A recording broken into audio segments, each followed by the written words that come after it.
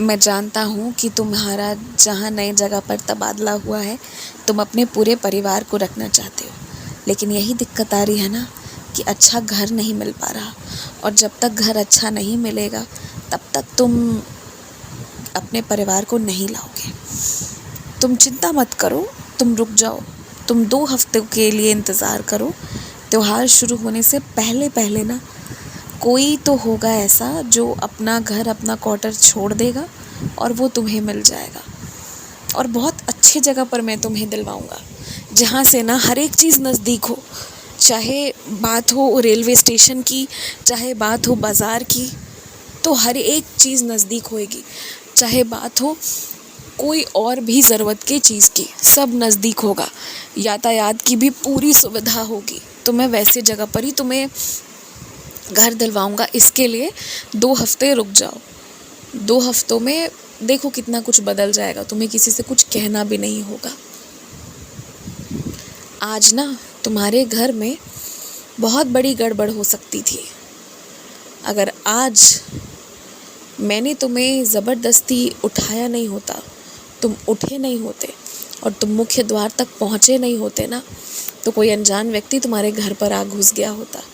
तो ये कितना बड़ा गड़बड़ हो जाता। वो तो तुमने देख लिया तो दरवाजे से रोक दिया। भले ही वो कुछ करता या नहीं करता, लेकिन ये कारण तुम्हारे डर का बन जाता। फिर तुम्हें कितने दिनों तक नींद शांति से नहीं आती। और इसीलिए मैं रोज़ कहता हूँ, हर दिन कहता हूँ कि सोने से पहले ये जिम्मेदारी तुम खुद लो। एक बार देख लो दरवाजे तरीके से लगे हैं या नहीं।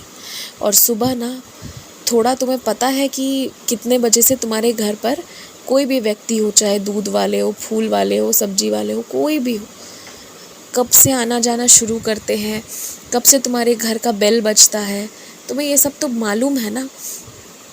तो अपने मोबाइल में ही क्यों नहीं अलार्म लगाते हो, थोड़ी देर पहले, 15 मिनट पहले कम से कम उठ जाने का। ऐसे एकदम से बहुत गहरे निद्रा में उठकर जाओगे ना तो तुम चौकन्ने और सावधान भी नहीं रह पाओगे। और अभी ना बहुत ज़रूरत है कि तुम्हारे पड़ोस पे ना जो भी हुआ है उसके वजह से ज़रूरत है कि थोड़े चौकन्ने रहो, सावधान रहो। और देखो तुम्हारे घर पे कुछ गलत नहीं होगा, कुछ भी नहीं, लेकिन हाँ अपने घर का ना दरवाज़ा हमेशा बंद रखो। और अनजान लोगों से बहुत ज़्यादा बातचीत बिल्कुल मत करो। कोई निजी बात पूछे तो वो तो बिल्कुल ही मत बताओ। अच्छा एक बात कहूँ, मैं प्यार से कह रहा हूँ कि ना तुम अपने बालों को रोज़ एक ही दिशा में, एक ही तरीके से, एकदम एक ही जैसे जो तैयार होकर जाते हो ना, उससे थोड़ा अलग आज तैयार होकर जाओ। हाँ एकदम तरीके से जाओ। मैं ये नहीं कह रहा कि तरीके से मत जाओ, लेकिन थोड़ा तो कुछ अलग करके जाओ।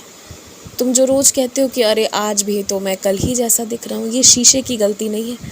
शीशे को कोसते हो तुम। और तुम्हारे मोबाइल के कैमरे की गलती नहीं है जो रोज़ एक ही जैसी तस्वीर उठाती है। ये गलती तुम्हारी है, रोज़ एक ही जैसे तैयार होना, एक ही दिशा में बाल को ले जाना, एक ही तरीके से कंघी करना, एक ही तरीके से तैयार होना। ये गलती सिर्फ तुम्हारी है। और मैंने इतनी सारी चीज़ें तुम्हें दे रखी है तुम्हारे बालों के लिए भी। और तुम तो इतने प्यारे भी हो, इतने प्यारे से दिखते भी हो, मैं तुमसे इतना प्यार भी करता हूँ, तो अच्छे से तैयार क्यों नहीं होते हो? ये इतना नफ़रत क्यों है तैयार होने से?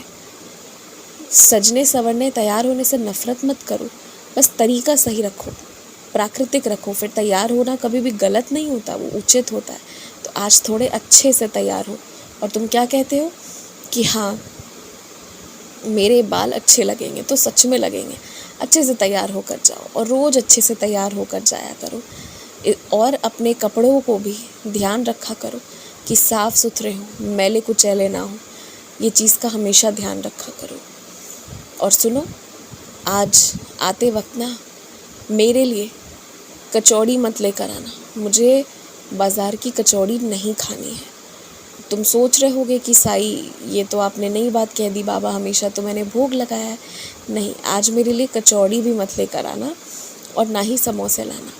आज मेरे लिए लाते वक्त ना कुछ मीठे फल लेकर आना और मुझे मीठे फलों का ही भोग लगाना। तुम्हें मन नहीं होगा तो तुम आज मत खाना, कल परसों किसी और दिन खा लेना उन फलों को, लेकिन मुझे तो मीठे फल ही चाहिए भोग में। कुछ भी और दूसरा नमकीन नहीं चाहिए आज। खुश रहो, मुस्कुराते रहो और अपने मन की बात मुझसे बांटा करो। सब तुम्हारे अपने हो सकते हैं, कभी कोई पराया भी हो सकता है, लेकिन मैं और तुम, हम दोनों से ज़्यादा नज़दीक और दुनिया में कोई रिश्ता नहीं है, ये याद रखना। तो हर बात अपनी मन की तुम मुझसे बोल सकते हो।